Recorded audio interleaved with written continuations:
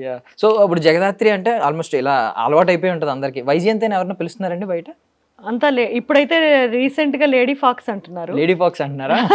లేదంటే ఆ! ఎక్కువగా చిత్తూరు చిలుక అంటుంటారు. చిత్తూరు చిలక. ఏదో అది ఎప్పుడో ర్యాండమ్‌గా ఫస్ట్ ఒక 15 ఎపిసోడ్స్‌లో ఆ! రామ్మోహన్ గారు అంటే నా హస్బెండ్ క్యారెక్టర్ డైలాగ్ అన్నమాట.